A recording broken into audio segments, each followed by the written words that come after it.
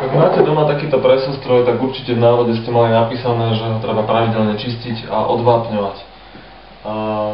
To čistenie by samozrejme malo prebiehať každý deň. Keď na ňom celý deň varím kávu, tak ho večer jednoducho nemôžem vypnúť a na druhý deň variť kávu ďalej. Je dobré, keď po skončení práce na večer si zoberiete vlhkú utierku a v tomto priestore, kde sa umiestňuje filter, to poriadne povytierate. Musíte dávať pozor, lebo hlava po celom tom dni používania môže byť pekne horúca, aby ste sa nepopálili. Výsledok bude asi takýto.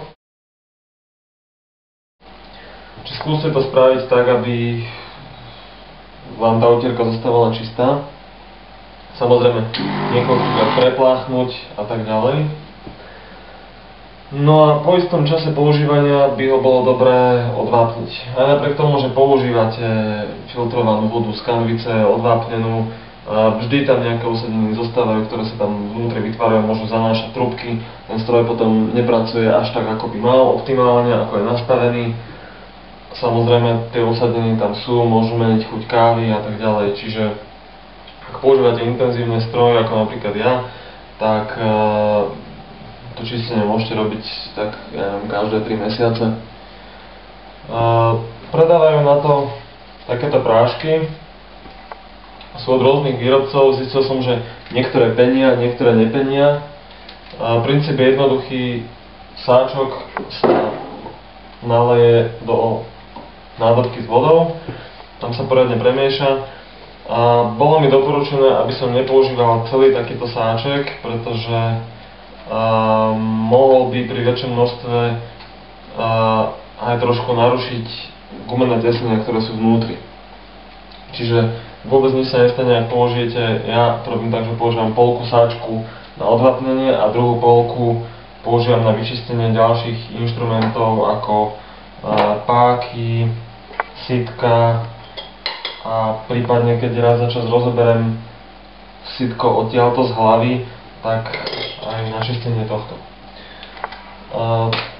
Ako som povedal, polovicu sáčku do vody, nechať natiahnuť strojom.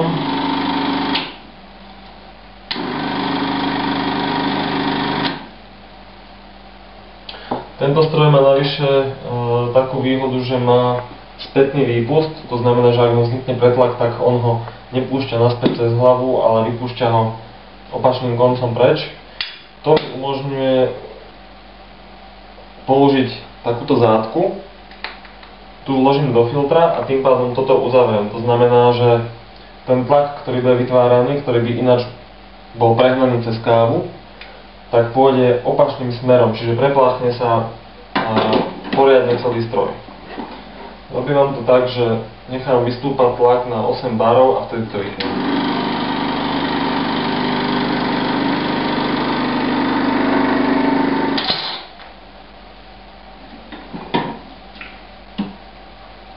Odlejem vodu, ktorá mi tu zostala, to sa poriadne utiahnem.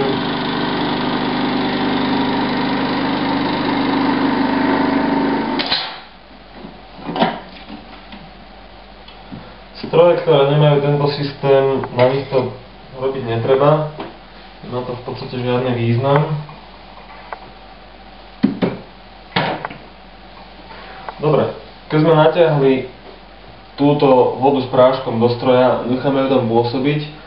Ja zvyknem tak 15 minút. Po tých 15 minútach nechám takto postupne prechádzať celý obsah tejto nádobky systémom a strojom. Čiže takto postupne ju celú povypúšťam. Potom celú nádobku poriadne vypláchnem, napustím čistou vodou a nechám opäť prejsť. Nech sa poriadne povyplachuje to, čo v ňom zostalo.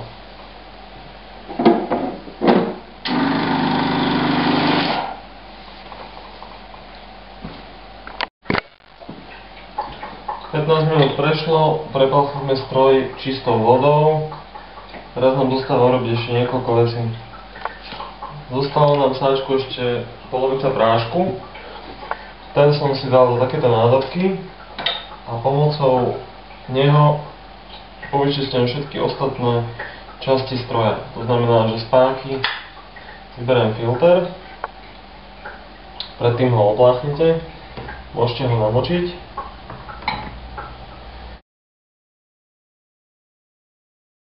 A takisto som pomocou malého šrobováku odtiaľto zo stredu, z hlavy, vyšroboval podobné sitko.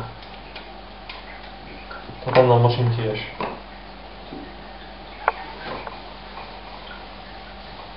Nechám to tam trošku odstáť, aby sa to pouvoľňovalo.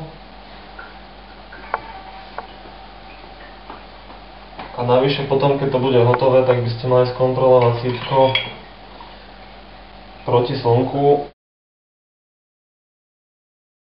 že či naozaj sú všetky dierky voľné, či nie sú odspaté. Ak by boli, tak jednoduchá pomoc, tenký špendlík alebo tenká ihla a pomaličky to povyčisťovať jednom po druhom.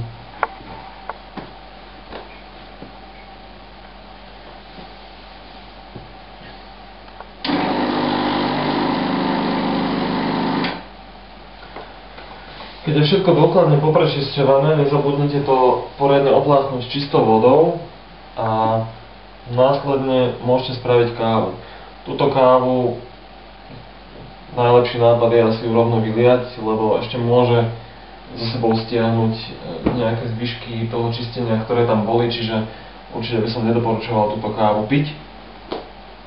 A tú druhú skúste ochutnať, ak bude v poriadku, tak OK. A podľa toho niektorí zvyknú odpustiť viacej káv, kým ju začnú konzumovať. Záleží na tom. Ak máte chuť robiť pokusy a chutnať ako chutí káva po vyčistenom stroji, tak môžete skúsiť, ale hovorím, niekoľko káv by mali ísť radšej do koša, do výlevky ako do vašich úst.